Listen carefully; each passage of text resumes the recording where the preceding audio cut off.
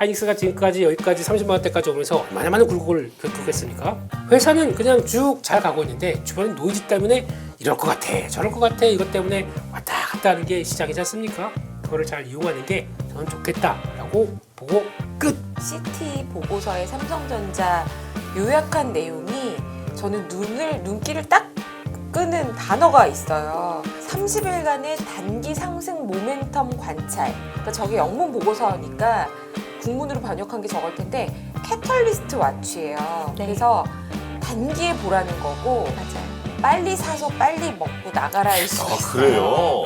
삼성전자가 HBM 쪽에서는 SK하이닉스보다 좀 뒤처지지만 이 GDDR7에서는 삼성전자가 SK하이닉스보다 수익성이 좋다라고 얘기가 나오고 있고 그 칩을 B30이 팔리게 되면 이 부분이 이제 뭐 한 1조 이상 붙을 수 있다라는 얘기들이 나오면서 플러스 요인이 됐던 것 같고 거기다가 12단 이 12단이 인증 통과 가능성이 있다.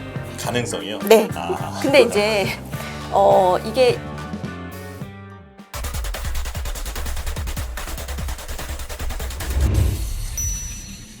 자, 오늘 시장 어떻게 보셨는지 총평부터 들어보겠습니다.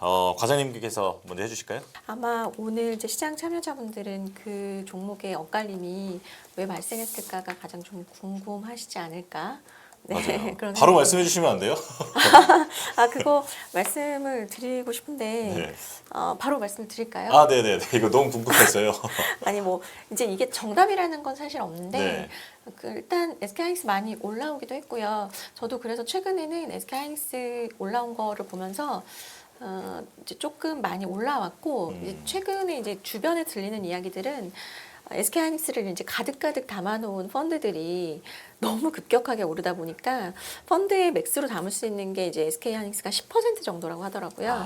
근데 이제 그 정도로 채워놨는데 10%를 확 넘어가 버린 거예요. 그래서 이제 덜어내야 되는 상황이 된 거죠. 너무 갑자기 올라 버려서. 그래서 이제 저도 이제 조금은 이 조정이 나올 수 있으니 이제 조정이 나오면 오히려 이제 미래의 성장이 좋으니 좀 기다렸다가 오히려 또 매수를 해보는 기회도 괜찮을 것 같다는 말씀을 드렸었는데 사실 이렇게 급격하게 사실 빠지지는 몰랐고 그리고 저는 어떤 이런 전망들이 또 하향 조정되면서 빠질 거라고는 크게 생각하지 않았고 저 수급적으로 이제 그런 수급적으로 그런 부분에 의해서 빠질 거라고 생각했는데 오늘의 조정은 제가 생각했던 것보다는 좀 크게 조정이 나왔고 그동안에 반도체, 우리나라 대형 반도체 중에서 대안이 없었는데 이제 오늘 삼성전자가 공교롭게도 이제 워낙 밸류에이션은 낮았지만 모멘텀이 없어서 사고 싶어도 못 샀던 외국인 투자자들에게 오늘 CTS 보고서가 나왔어요. 바이콜이 나왔거든요. 한 달 정도는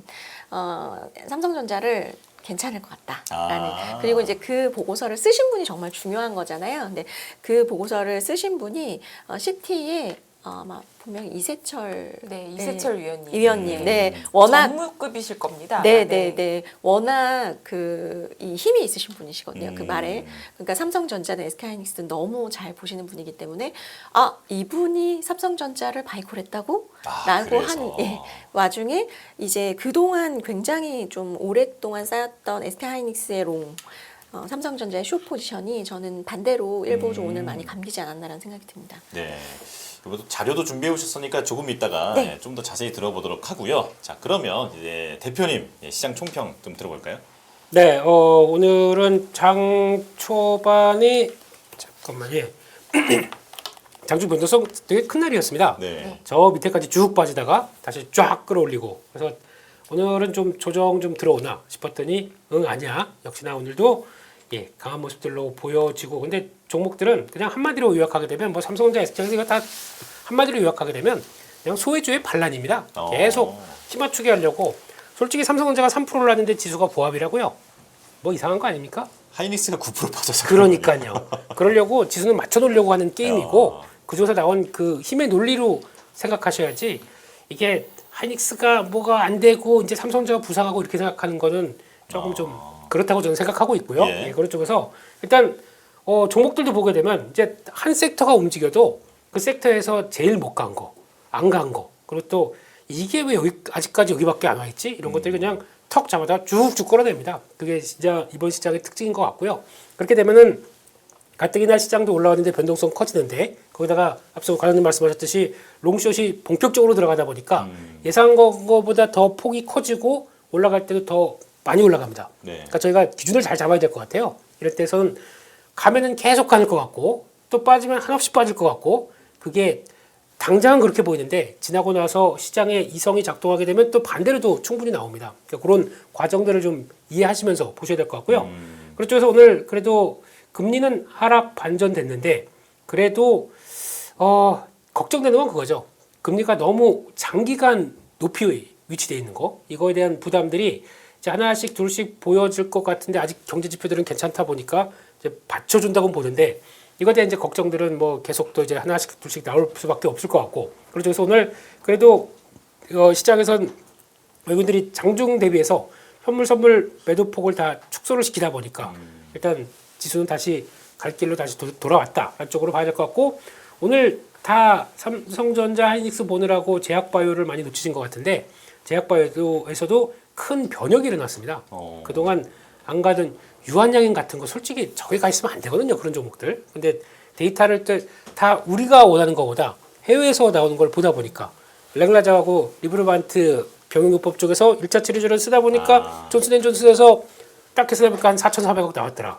그럼 우리 로열티 얼마 받아야 됩니까? 거기 사다 보니까 이거 하면 안 되지 그러면서 그동안 고무대 쳤던 애들 그냥 쫙 끌어올리기 이게 무서워 이게. 그러니까 차트가 이렇게 가 있다가 옆에서 우리가 알고 있는 재료인데 그거를 뭐 누가 총대를 매줬으면 매주는 사람이 있다 보면 조명을 딱 해주는 순간. 네. 그렇죠. 빛을 받을 이렇게 바라면서 쫙 올라가는 거죠. 그래서 그렇게 나가는 결과라고 봐야 될 것 같고 조선 쪽도 슬슬 터나네요. 그래서 이제 실적 시즌도 됐고 요런 거 조선 방산 실적 시즌 되다 보니까 고개를 슬그머니 들고 있는 것도 좀 체크하셔야 될 것 같고 엔터 쪽도 우리 의장님 방시혁 의장님 이제 사법 처리 관련된 쪽에서 검찰에 기소되다 보니까 역시나 증시는 변한 거 없습니다. 그거 딱 나오게 되면 바이온인가 이번에는 바이온 리스크 즉 뭐 끝났다 식으로 해석을 한 것 같고 보니까 와 변호인단이 그냥 휘황찬란하시더라고요. 그러면 그런 쪽으로 봤을 때 이제 엔터도 살짝 고개를 드는 것 같은데 그거 봐야 될 것 같고 약세 쪽은 스테이블 코인 어려워요. 계속 또 한 일주일 내내 밀리는 것 같아요. 그런 쪽에서 나오는 것 같고 증권주도 오늘도 많이 올랐던 종목들 특히 뭐 자사주 때문에 자사주 많이 갖고 있는데 그거 가지고 슈팅 나왔던 종목들 좀 가라앉고 미국 쪽에서는 원자력 괜찮은데 저희는 좀 주춤하고 그런 쪽으로 봤을 때 일단 슬슬 다음 주부터 본격적으로 들어오는 실적 준비도 시장이 하는 게 아닌가라는 쪽인데 오늘 제약바이오는 놀라웠습니다. 그러면 바로 좀 이제 골드만삭스의 이 리포트 이후에 지금 SK 하이닉스의 이런 변동성이 나타났다라고 이제 시장은 좀 보고 있는데 어떤 내용이었는지 좀 설명을 해주실까요? 보기 싫은데요. 뭐 이거 봐야 뭔 소용입니까? 주가 다 밀려 있고. 이게 사실 예전부터 나왔던 논리이긴 하잖아요, 그렇죠? 벌써 이제 마이크론 테크놀로지 이틀 전부터 밀렸을 때 그 회사가 어디였죠? 그 엣지모터 리서치인가? 저희 경쟁사입니다. 네. 무슨 리서치만 붙으면 다 경쟁사예요. 레몬 리서치 경쟁사야. 레몬이 최고죠, 네. 어디 감히? 이제 혹시 가실 데 없으면 이력서 들고 오세요. 그래서 저희 둘이 면접 보는 건가요? 그 게임하면서 네. 면접 봅니다. SK 하이닉스 먼저 짚어보고 그 다음에 CT의 삼성전자 보고 바이콜. 바로 비교해 보면 어떤 차이인지 비교를 한번 해보시죠.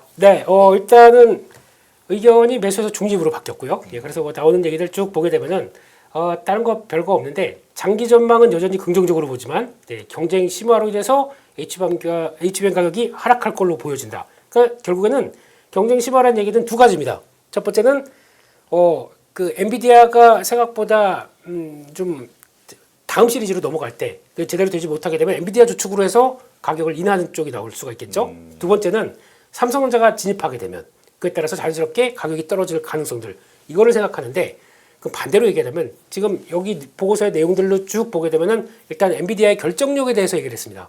근데 만약에 좀 시장에서 지금까지 바라보는 것처럼 삼성전자가 진입하게 되면이라는 쪽으로 나오게 되면 삼성전자도 악재예요. 지금 없던 게 이제 들어가기는 한다고 하더라도 그동안의 투입 비용이나 R&D 비용이 얼마나 들어갈 겁니까? 근데 그거 대비해서 ASP가 낮다고요?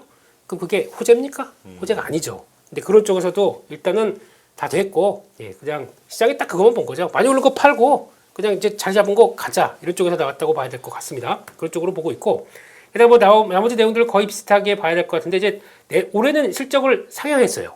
올해 쪽은 실적은. 근데 내년은 실적을 시장은 17% 증가를 봤지만 그들은 19% 낮췄다라고 하게 되면 거의 30% 이상 시장 대비해서는 더, 그러니까 시장은 올라갈 걸로 보는 것보다 더 낮췄다는 얘기는 더 37조 보더라고요. 내년 영업이익을. 근데 지금 하이닉스가 분기가 이번에 9조, 그래서 보통 한 10조에서 한 40조는 기본으로 장착할 걸로 봤는데 그거보다 내년은 더 깎았다는 얘기는 많이 생각보다는 좀 주춤할 것. 내년에 성장은 없다는 거로 보는 거죠. 일단은요. 없고 더 하향될 것이다. 안쪽으로 보여지고 있고 좀 낙관적인 HBM 시나리오가 반영돼 있다. 이렇게 얘기를 하는 것 같고요. 그런 쪽에서 가장 중요한 게 잠깐 보면 이거 같아요. 코스피 대비해서 작년 대비해서 한 73%, 코스피 30% 올랐는데도 2배 가까이 올랐다. 이거는 좀 아까 우리 과장님 말씀하신 것처럼 예, 덜어내는 과정이죠. 덜어내거나 그냥 공매도 들어오고 뭐 여러 가지가 다 짬뽕이 됐다고 봐야 될 것 같죠. 네, 그런 쪽에서 보는데 지금 흐름으로 봤을 때 전체 이익 추정, 그러니까 다시 매수로 상향하기 위해서는 조건도 달았습니다. 그런 쪽으로 봤을 때는 이제 HBM 중기적으로 HBM 변화라든가 DRAM의 수요 가격에 대해서 추가적인 상향이 가능해야 그 다음에 바뀌겠다라고 단서를 또 붙였죠. 그러니까 쭉 보내놓고 아마 골드만삭스에서 내놓고 좀 당황했을 거예요. 시장의 반응이 너무 격렬하다 보니까 네, 그런 쪽으로 나오는데 결론적으로는 뭐 이건 골드만삭스 의견이고요. 결론적으로는 제 개인적인 생각으로는 네. 네, 하이닉스 러버로서 네, 러버 지우개입니다. 예? 네. 네. 지금까지 한 2년 반 된 것 같아요. 보유해 온 지. 네, 그런 쪽으로 봤었을 때 하이닉스가 지금까지 여기까지 30만 원대까지 오면서 얼마나 많은 굴곡을 겪었겠습니까? 그런 가운데 특히 작년 같은 경우 보세요. 뭐 빅테크 기업들이 AI 투자 꺾인다면서요. 증가를 꺾인다 그러면서 그때 또 고생했지 않습니까? 예, 20만 원대 넘어갔던 게 10만 원대 초반까지 오고 뭐 난리 폈었잖아요. 다 묵묵히 지켜보고 하이닉스 그거밖에 없어요. 노이즈 나오게 되면 조용히 누가 뭐래든 조용히 슬쩍 사놓게 되면은 다 돌아옵니다. 왜냐면 지금 사이클의 핵심이 뭐냐라는 거를 잘 보시게 되면은 그게 맞는데 결국 지금 이렇게 되면은 또 오늘 그런 얘기 많이 나오죠. 저 외국인들 저렇게 팔고 있으니까 저 끝났다. 예, 이제는 뭐 또 다른 전략을 벌써 짜는다 이런 얘기 많이 나오죠. 그때도 똑같았어요. 그때도 외국인들 쏟아붓고 예, 그런데도 결국에는 그때 만약에 저점에서 잘 사신 분 지금 3배나 있습니다. 그런 쪽까지 다 생각을 하시게 되면은 그냥 뭐 다른 얘기 안 드리고 그냥 조용히 가던 길을 잘 가고 회사는 그냥 쭉 잘 가고 있는데 주변에 노이즈 때문에 이럴 것 같아 저럴 것 같아 이것 때문에 왔다 갔다 하는 게 시장이지 않습니까? 그거를 잘 이용하는 게 저는 좋겠다라고 보고 끝. 네. 알겠습니다. 뭐 예전부터 반도체 겨울이니 뭐니 이런 얘기 나올 때 있었던 논리가 대부분 여기에도 좀 일치하는 것 같아서 저도 이게 왜 이렇게 격렬하게 반응이 나오나 이게 좀 궁금해서 시작부터 두 분께 여쭤봤는데요. 자, 그렇다면 골드만삭스는 이렇게 봤는데 삼성전자에 대한 바이콜 이거는 어떤 근거로 나오게 된 겁니까? 오늘 아침에 아마 나온 걸로 판단이 되는데요. 2분기 실적이 삼성전자가 굉장히 좀 실망스러웠잖아요. 아마 영업이익이 7조 정도로 예상이 됐는데 4조 정도 나왔기 때문에 그 잃어버린 3조가 어디로 갔느냐. 근데 그거를 이제 해명을 이제 하기로 HBM 재고가 좀 있었다라는 부분이 있었는데 그 부분이 오늘 이제 CT 보고서에서 이게 오히려 플러스 요인이 될 수 있겠다라고 생각이 드는 게 엔비디아가 최근에 이제 H20을 다시 8기로 하면서 다시 신고가를 돌파를 했잖아요. 그러니까 그거를 재고 손실 처리를 했다가 이제 환입이 되는 과정이었고 그런데 이제 사실상 그 H20에는 뭐 SK 하이닉스의 그 칩이 들어간다라는 얘기도 있고 뭐 아니면은 삼성전자에 칩이 들어갔다라는 얘기도 있지만 어쨌든 H20이라든지 그리고 이제 B30이라는 게 H20보다 조금 사양 낮춰가지고 한 75% 성능으로 나온 칩이 있는데 그거 같은 경우는 확실하게 HBM이 안 들어가고 가격적인 면으로 인해서 삼성전자에 GDDR7이 들어간다라는 얘기가 있더라고요. 근데 이제 그 부분이 좀 부각이 되면서 삼성전자가 HBM 쪽에서는 SK하이닉스보다는 좀 뒤처지지만 이 GDDR7에서는 삼성전자가 SK하이닉스보다 수익성이 좋다라고 얘기가 나오고 있고 그러니까 그 칩을 지금 이제 30이 팔리게 되면 거기에 이제 합쳐가지고 팔 수 있기 때문에 이 부분이 이제 뭐 한 1조 이상 붙을 수 있다라는 얘기들이 나오면서 일단은 플러스 요인이 됐던 것 같고 거기다가 이제 그 12단, 이 12단이 인증 통과 가능성이 있다.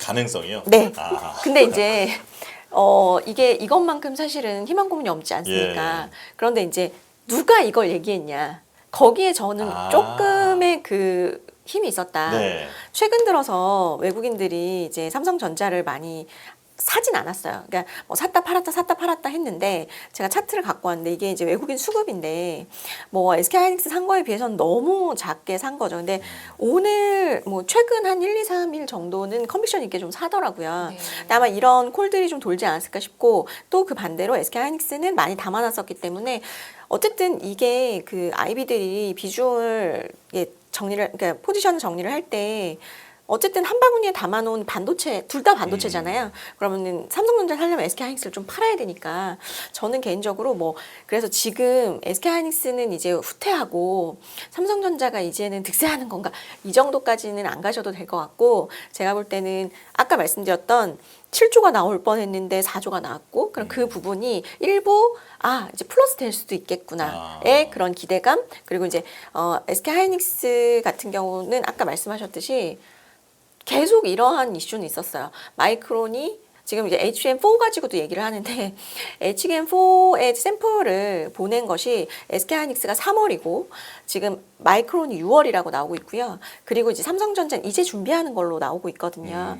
그런데 어떻게 HBM4를 지금 상황에서 미래 거를 땡겨다 반영을 하더라도 뭐 수익성이 삼성전자 때문에 낮아진다? 이건 저는 조금 이른 얘기 같거든요. 그래서 제가 볼 땐 많이 먹어서 저는 많이 수익을 냈기 때문에 팔고 싶을 때가 왔다라고 보여지고 그럼 저는 어느 정도의 밸류에이션 조정이 갭 메우기가 진행이 된다면 결국에는 또 결국에 이 시장에서의 위너 쪽으로 손을 저는 좀 들어줄 것 같아요. 네. 그럼 이것만 짧게 여쭤보고 싶은 게 삼성전자, 하이닉스 지금까지 주가 흐름 보면 사실 뭐 위너 테이크스 올, 예. 네. 그러니까 이제 다 가져갔잖아요. 네. 주가를. 이제 삼성전자가 지금 코스피 상승률에 비하면 주가가 아직 많이 그만큼 못 따라왔다라고 하기 때문에 그래도 이제 코스피 지수만큼은 올라갈 수 있는 건지. 삼성전자요? 네네네.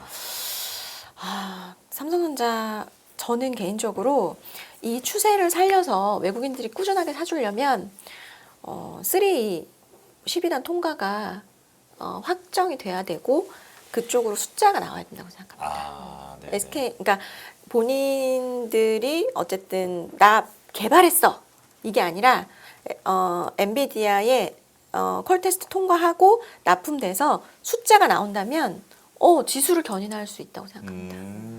네. 오늘 과장님 가져오신 자료에서 이 CT 보고서의 삼성전자 요약한 내용이 저는 눈길을 딱 끄는 단어가 있어요. 외국계는 이 보고서 쓸 때 어떤 단어를 쓰는지를 되게 잘 보셔야 되는데요. 네. 30일간의 단기 상승 모멘텀 관찰. 그러니까 저게 영문 보고서니까 국문으로 번역한 게 저걸 텐데 캐털리스트 와치예요. 네. 그래서 단기에 보라는 거고 맞아요. 빨리 사서 빨리 먹고 나가라일 수 있어요. 그래요? 왜냐면 롱텀 바이로 컨빅션 바이 뭐 이게 진짜 구조적 전환이 나왔다 이런 용어가 아니고 이런 캐털리스트가 생겼으니까 빨리 사라 라는 콜이어서 시장에서 이렇게 급하게 더 샀나 보다. 왜냐면 지금까지 삼성전자의 시가총액 비중보다 적게 갖고 있는 펀드 매니저가 훨씬 많았을 텐데 최소한 시장 비중만큼은 채워야겠다가 많았을 거고요. 그리고 이제 SK하이닉스는 저는 김민수 대표님 의견에도 어느 정도 동의하는 게요. SK하이닉스 앞에서 말씀해 주신 게 펀드에서 10만 원대부터 갖고 계신 분들이 많을 거 아니에요. 네. 펀드 매니저분들이 굉장히 많이 올랐으니까요. 2배 이상. 그래서 요때 내 펀드의 한 10% 가까이 8% 막 이렇게 채우신 분들은 이미 채울 수 있는 한도를 훌쩍 넘어버리고 중간에 팔아도 또 올라서 또 10%가 넘고 그러면 공모 펀드를 처음에 상품 승인을 받을 때 한 종목을 10% 이상 담을 수 없다라는 기준으로 들어간 공모 펀드는 비중 조절 때문에 어쩔 수 없이 파셔야 됩니다. 자동으로 팔리게 되나요? 자동으로 팔리진 않고요. 아, 네. 그 기간이 있어서 이제 조정하셔야 되는데 안 그래도 그래야 돼서 언제 팔지 하고 있는 중에 하필 이때 삼성전자 사라고 네. 보고서가 나오면 그냥 오늘 그 일을 그렇구나. 빠르게 했을 수 있겠다. 그러면 이런 일들이 만약에 그냥 단기적인 이런 이슈라면 오히려 이제 김 대표님 말씀처럼 펀더멘탈의 이상이 없으면 결국에는 다시 또 돌아올 수 있다. 뭐 이렇게도 볼 수 있을 것 같네요. 근데 문제는 네. 저희가 이제 가격 빠지게 되면 첫날 우와 사고 싶었어 이제 사야지 이게 아닙니다. 한국 시장은. 네, 그러니까 좀 이럴 때는 이제 내가 갖고 있는 기술적 분석 총론해야죠. 얼마나 싸게 살 수 있고 또 얼마나 어떻게 대응해야 될지 그런 관점으로 보시는데 첫날은 일단 보통 보게 되면 그냥 건너뛰셔도 돼요. 첫날은 그 생각보다 많이 빠지네. 오케이 딱 기다려. 그러면 이제부터 집에 가서 내가 자하고 도화지 꺼내가지고 쫙쫙 그려가면서 이 정도 다 가격 만들 때까지 기다려 하고 그 다음에 보셔도 늦지 않습니다. 기회는 오늘 내일 급반등 갈 것 같은데 이렇지 않아요. 그렇기 때문에 그리고 이 조정은 하루 만에 일어나지 않습니다. 그래서 펀드 매니저들이 하루 만에 모두 액션을 취하는 게 아니기 때문에 며칠간은 또 봐가면서 대표님 말씀처럼 하시는 분들이 많을 거니까 당분간은 좀 변동성이 있을 수 있겠구나 이렇게 생각을 해야 될 것 같네요. 예. 네. 자, 역시 해설위원으로서 아주 네. 탁월한 지금 해설 능력을 보여주셨는데 지금 오늘 반도체가 좀 중요한 이야기이다 네. 보니까 TSMC 얘기로 바로 그렇죠. 넘어가겠습니다. 대표님, 이 TSMC 사실 그 SK 하이닉스 관련된 리포트 나왔을 때 시장 분위기 이제 공포가 좀 있다가 TSMC 나오니까 이렇게 잘 나온단 말이야 또 놀랐단 말이죠. 어떤 내용이었습니까? 네, 원래 TSMC 잘 나왔으면은 하이닉스가 힘받는 날이거든요. 전혀 그런 것도 없습니다. 네. 그냥 그거 하나에 그냥 꽂혔던 쪽으로 봐야 되겠죠. 그리고 또 하나 특이한 거는 어제 ASML 실적 발표했습니다. ASML 실적 발표하고 TSMC 실적 발표했는데 시장 분위기와 뉘앙스는 전혀 반대로 가고 있어요. 무슨 얘기냐면 실적도 그래요. 실적도 ASML은 실적에 대한 자신감이 조금 떨어집니다. 그러니까 예상했던 것보다 좋다고 발표했는데 그 예상한 수치도 그렇게 좋은 수치가 아니에요. 아닌데 그거보다도 내년에 가면은 저희 조금 좀 그럴 수도 있는데 그리고 관세 얘기하고 막 애둘러서 표현하는 거 보게 되면 이게 시장의 흐름들이 바뀌었다고 봐야 될 것 같아요. 무슨 얘기냐면은 ASML은 딱 전공정입니다. TSMC는 후공정입니다. 그럼 지금 저 옛날 같이 AI 시대에 막 돌아와서 전공정 미세화돼서 얼만큼 빨리 칩이 돌아가느냐 이게 중요한 게 아니에요 지금은요. 그게 아니라 얼만큼 패키징을 잘해서 얼만큼 저전력에 네. 많은 데이터를 처리할 수 있느냐에 따라서 바뀌는 모습들이다 보니까 지금은 후공정의 시대라는 것을 분명히 보여주는 게 TSMC의 실적과 ASML의 실적과 주가 차이라고 봐야 될 것 같거든요. 그걸 보게 되면 AI 시대에 어딜 투자해야 되겠느냐 분명히 나오는 또 하나의 단서거든요. 그거는 좀 생각을 해보시면 될 것 같고 TSMC도 뭐 좋은 건 다 아니까 넘어가겠습니다. 배 아파요. 야 이제 독식 아닙니까? 독식? 영업 이익률 좀 보세요. 예. 49.6%입니다. 그것뿐만 뭐 GPM도 마찬가지고요. 네. 50 거의 그냥 딱 하나 찍은 엔비디아 그리고 TSMC가 숫자만 차이가 좀 있죠. 70%대, 50%대 이게 그리고 이제 좀 이따 이제 2분기 실적 발표를 하이닉스 한번 보세요. 네. 영업이익률이 어떻게 나오는지 그렇게 되면 다 그들 엔비디 닉스 뭐라고 그러나 엔비티 닉스라고 그러던가 뭐 하여튼 한 몸이라고 그렇게 또 부르더라고요 또. 근데 그들이 만들어가는 세상이 이제 이렇게 돼 가는 거죠. 그렇게 봤을 때 그 걱정을 하나 살짝 보여준 게 환율입니다. 환율 때문에 아마 조금 매출 좀 주저할 수도 있어. 그러니까 하반기에 대한 여지도 그렇게 만들었더라고요. 근데 그런 것도 상관없이 하반기 가이던스도 뭐 쫙 올려놨는데 또 하나 보시게 되면은 특이한 게 지금 잘 보시게 되면 7나노, 5나노, 3나노 중에서 3나노가 더 매출이 큽니다. 무슨 얘기냐면 우리는 돈 대고 더 이쪽 나노 공정 쪽에서 좀 최상단으로 더 앞 들어가다 보니까 거기 신경을 쓰고 있고 이렇게 나오고 있다. 이게 되게 중요한 거죠. 여기서 삼성전자가 진짜 배 아파야 됩니다.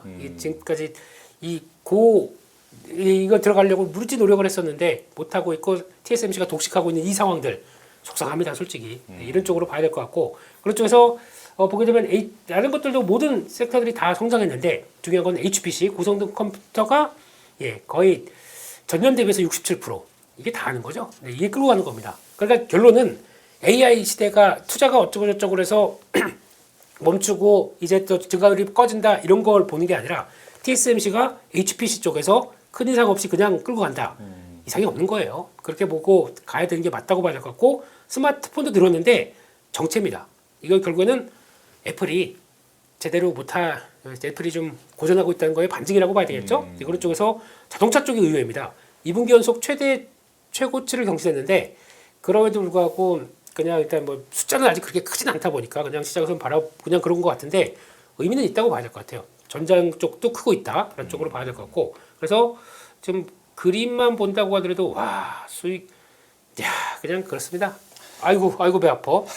네. 이런 쪽으로 보는데 중요한 거는 여기서 앞으로 이제 역폭 요인 그러니까 즉 수율이 조금 희석될 수 있는 요인들을 뭘로 보냐면은 해외 공장.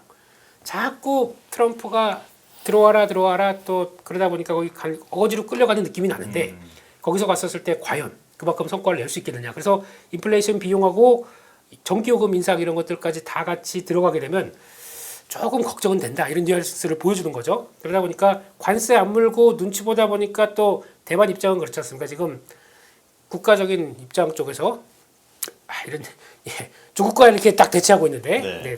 들어가는 게 안 들어가게 되면 더 국가적인 존립에 대해서도 그쵸. 얘기가 많이 나올 수밖에 없기 때문에 그냥 여러 가지 차원에서 들어간다고 보는데 하지만 비용은 생각보다 많다. 이거를 염두를 하고 있기 때문에 이게 이제 복잡하게 생각해 봐야 될 문제예요. 아까 제가 몇 번 말씀드렸지만은 내년에 2026년도 가게 되면 삼성에서 이제 테일러 공장이 돌아갈 텐데 거기 들어가는 비용 초기 감가상각비하고 그거 그대로 만약에 또 실적에 잡히게 되면 그러니까 이거는 지금 수주를 못 받고 그대로 돌아가기 시작한다. 힘듭니다. 근데 뭐가 있다 보니까 최근에 나오는 기사 보니까 뭐 좀 수주권이 좀 들어오는 것 같아요. 수율도 좀 잡았다. 뭐 수주가 들어오니까 당연히 공장 인력 재배치하고 거기 다시 공장 만드는데 푸시하는 거 아니냐. 근데 이건 저희 생각입니다. 진짜 수주하는 거 봐야 되겠죠. 그게 확인되게 되면은 그때부터는 특히 이제 이번 달 말에 그거에 대해서 주의 깊게 보셔야 될 것 같아요. 저는 HBM도 중요하지만 파운드리 중요하다고 생각합니다. 이게 네. 돌아가는 게 돼야 삼성전자에 대한 동력이 되다 보니까 그러니까 그거를 체크하고 괜찮다 그러면 저도 사야죠. 늦었어도 사야죠. 예. 근데 그거는 확인해 보자. 그렇게 말씀드리겠습니다. 네. 여기 시청자분께서 늑대날라님께서 아까 전에 이제 배 아프다고 말씀하시니까 네. 복통약은 TSMC를 사는 거다. 네. 아하, 예, 그럴 수 있죠. 예. 네, 이렇게 정답. 말씀하시더라고요. 네, 예. 자, 이제 반도체 얘기 충분히 좀 한 것 같고 지금 코스닥 얘기로 가보겠습니다. 오늘 제약바이오가 정말 큰 움직임을 보여줬는데 드디어 코스닥이 코스피와 키맞추기를 시도하는 거냐, 예, 그 주자가 이제 바이오가 되어주는 거냐라는 기대가 커졌는데 어떻게 보십니까? 그러니까 코스닥의 그 특징이 그 세 개의 큰 섹터로 나뉠 수 있는데 그 중에 하나가 이제 제약바이오 그리고 2차 전지 그다음에 이제 반도체 소부장 정도인데 그 중에서 사실은 지금 시장에서 시장을 또 아웃퍼폼할 수 있는 것이 제약바이오인 것 같아요. 그리고 글로벌 봤을 때 바이오들이 그렇게 좋지 못합니다. 왜냐하면 여전히 10년물 국채금리가 뭐 4.4 뭐 이렇게 레벨이 되어 있기 때문에 특히나 이제 미국의 뭐 XBI 같은 바이오 ETF 같은 경우는 굉장히 많이 눌려 있어요. 그렇지만 우리나라의 제약바이오 관련된 대장주들은 여전히 좋아요.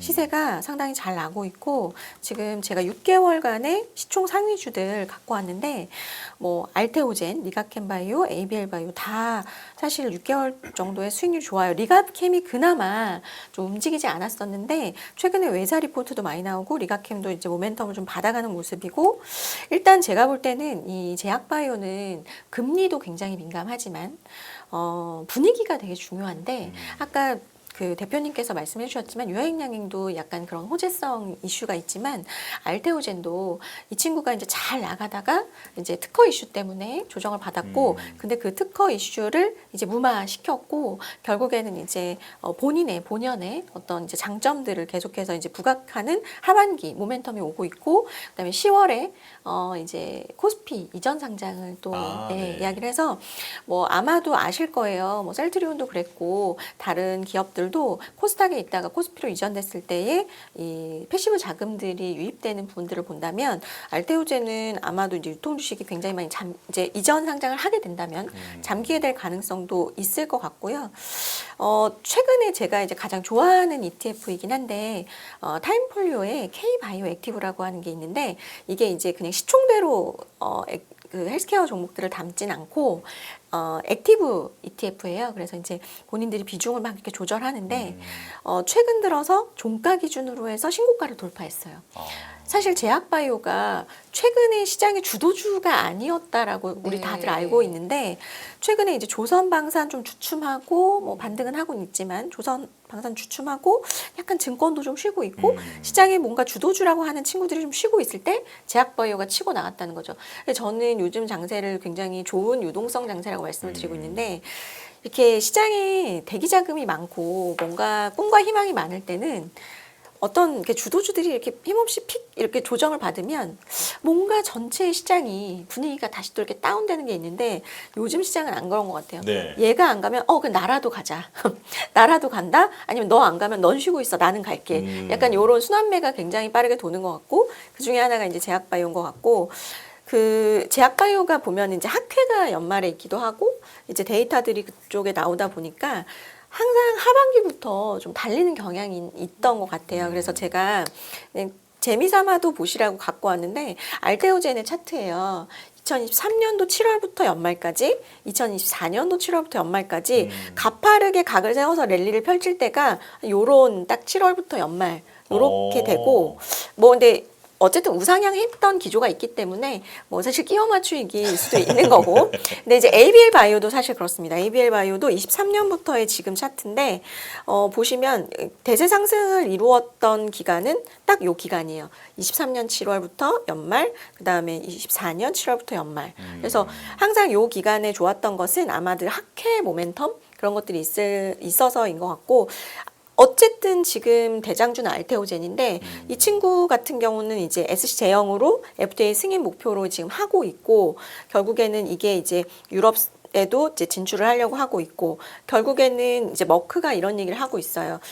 우리가 이제 정맥 주사로 맞는 거가 시간도 많이 걸리고 그 환자의 질도 많이 떨어지기 네. 때문에 결국엔 이런 어떤 SC가 이제 S 제형으로 출시가 됐을 때 이게 승인이 나고 시판이 됐다면 키투라를 기반으로 하는 이 환자 중에서 머크는 한 1년에서 2년 정도 사이에는 한 환자 중에 한 절반 조금 안 되는 상황은 다 SC 제형으로 전환되지 않겠어? 라고 얘기를 하고 있지만 저는 이걸 좀 보수적이라고 생각해요. 왜냐하면 내가 만약에 아픈 상황이라고 한다면 저는 효과가 크게 다르지 않다면 저는 편리함을 좀 선택할 그렇죠. 것 같아요. 덜 아프고. 네. 예, 그래서 제가 볼 때는 어쨌든 형님이 지금 치고 나가고 있는 상황이고 아까 말씀드렸던 리가캠이나 ABL 같은 경우도 하반기에 또 모멘텀들이 있기 때문에 제약바이오 쪽에서는 좀 하반기에 또 많이 오르지도 않았고요. 그래서 좀 기대를 해볼 만한 요소들이 많이 있지 않을까라는 생각입니다. 네. 제약바이오가요. 지금 과장님께서 보여주신 그 종목마다도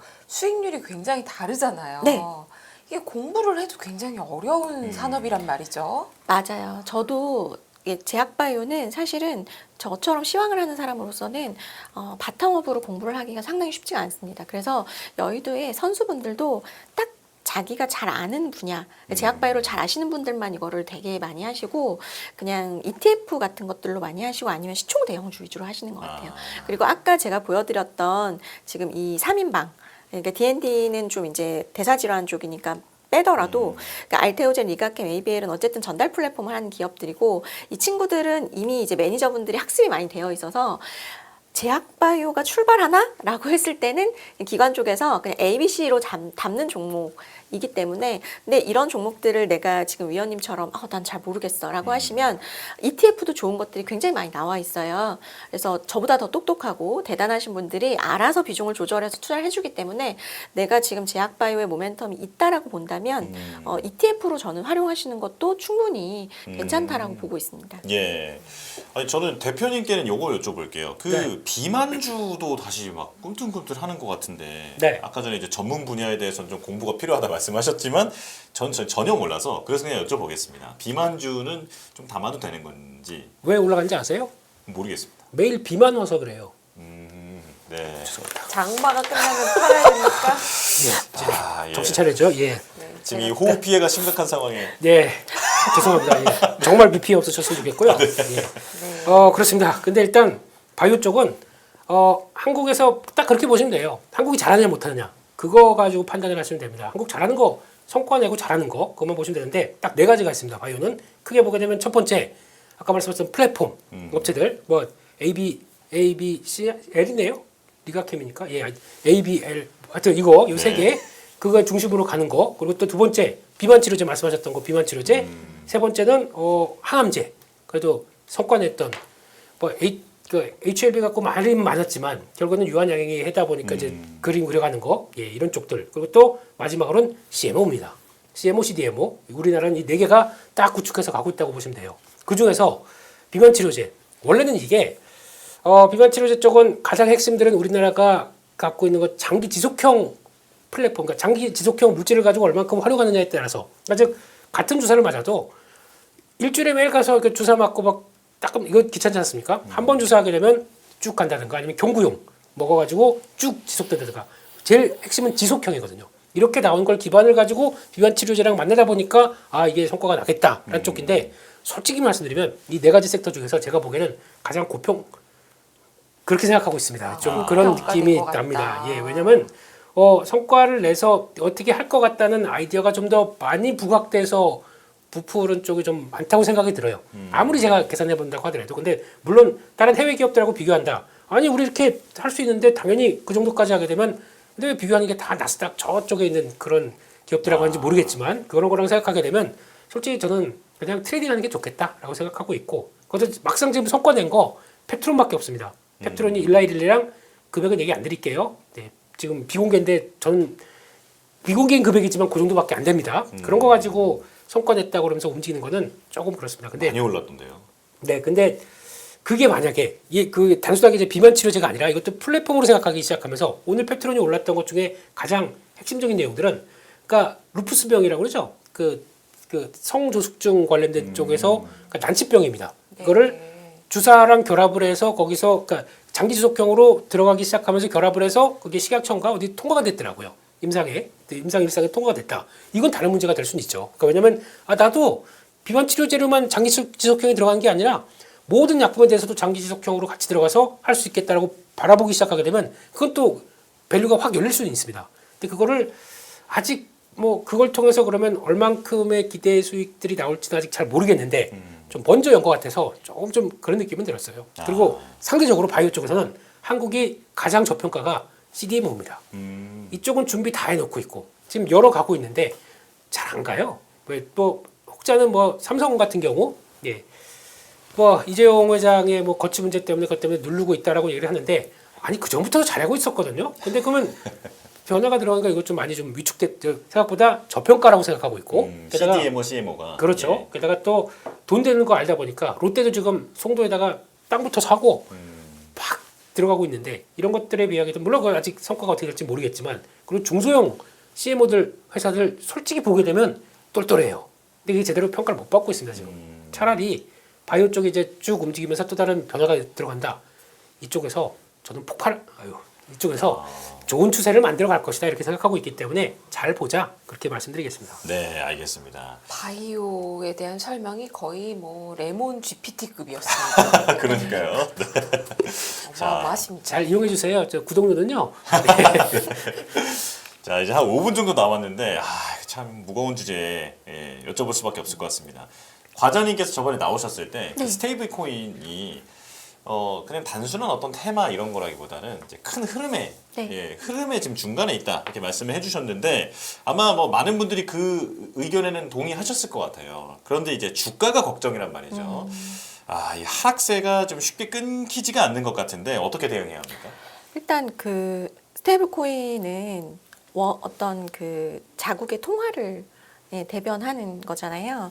근데 어쨌든 대체되는 건데, 그러니까 결국에는 스테이블 코인이 달러 스테이블 코인이 있고 원화 스테이블 코인이 있는데 이게 결국에 정책 테마라는 거죠.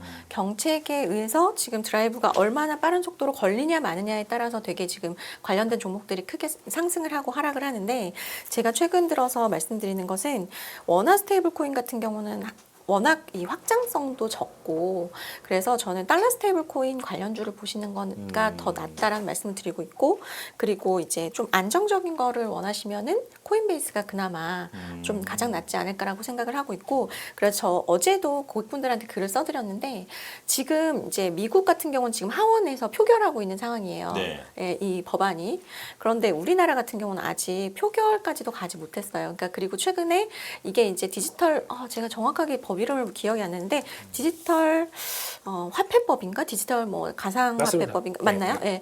그게 지금 의원분들의 약간의 지금 이제 의견 엇갈림으로 사실은 이 부분이 원래는 좀 빨리 통과가 되려고 했었는데, 이게 지금 협의 단계에서 지금 약간 이슈가 생겨서 벌써 2달 뒤로 미뤄졌어요. 근데 저 이게 안타까운 게, 사실은 이게 그러니까 우리나라 뭐 예를 들어 카카오페이라던가 일례로 뭐 IT센 글로벌이라던가 이런 종목들이 그 미국의 스테이블 코인을 법안을 통과를 보면서 달리기에는 우리나라 원화 스테이블 코인 관련주기 때문에 약간은 좀 다른 부분들이 있거든요. 그러니까 지금 속도의 엇박자, 여기에서 나오는 부분들이 지금은 조금 큰 것 같아요.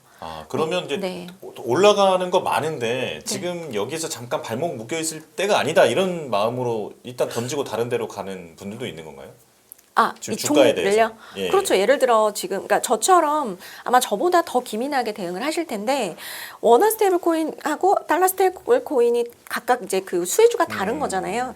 그러니까 결국에는 요즘은 한국 주식만 굳이 할 필요는 없으니, 스테이블 코인이 지금 미국이 굉장히 드라이브 빨리 걸고 있고, 그러니까 지금 진격하는 미국 스테이블 코인, 달러 스테이블 네. 코인이고, 원화는 지금 뒤로 후퇴하고 있으니 이쪽보다는 지금 미국 거를 오히려 지금 트레이딩을 하시는 게 맞다라고 생각해서, 지금 우리 서클이라는 종목이 네. 있잖아요.